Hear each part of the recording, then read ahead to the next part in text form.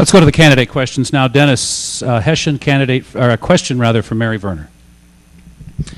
Thank you. You have defended your sponsorship of the resolution paying millions of dollars of additional retirement benefits to firefighters by claiming they are paid out of the Firefighters Trust.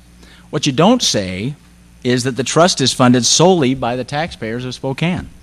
How do you defend your support of this very costly decision?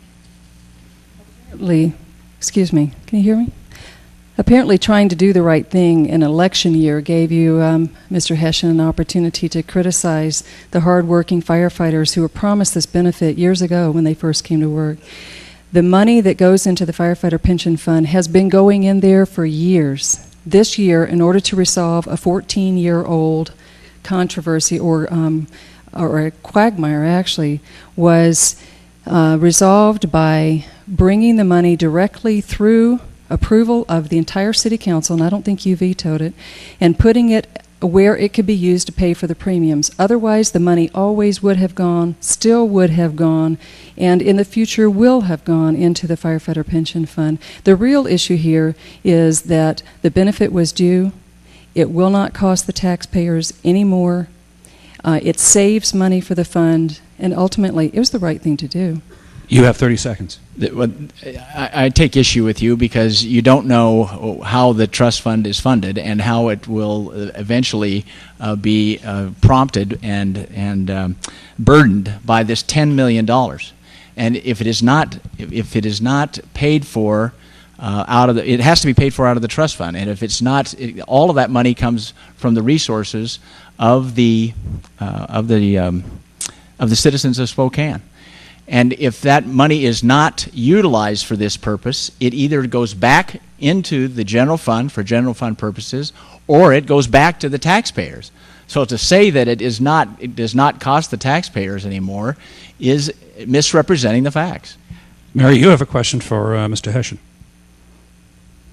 Well, I'm tempted to ask if you ever served on the Firefighter Pension Board, but let me go to a different question here. Mr. Hession, several times you have referred to the duty of the mayor to make very tough decisions, and you've expressed tough decision-making as a burden for you in your role as mayor. Please describe at least 2 tough decisions that you've made in the time you've served as mayor, and describe how you were open and transparent in the way you handled them. Probably the 2 most difficult decisions that I had to make were personnel. Those decisions related to our deputy mayor and our and the head of community development. And I take issue with the fact that you said that I am burdened by it. I am not burdened by it. I like making tough decisions. I'm good at making tough decisions. And unlike you, I take information and distill it, take it all in, evaluate it, and make the tough decisions.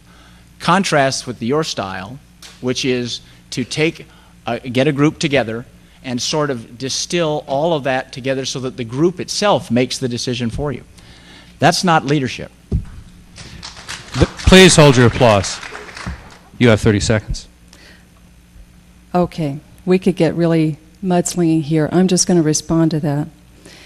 I have exhibited my ability to be an inclusive leader for many years, and it works. And if you read the professional journals, and especially those relating to government, you'll find out that most government leaders understand that for government you have to be inclusive in your decision making.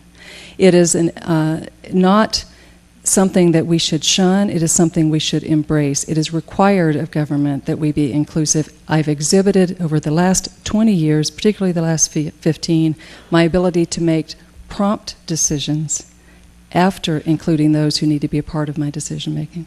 I have a question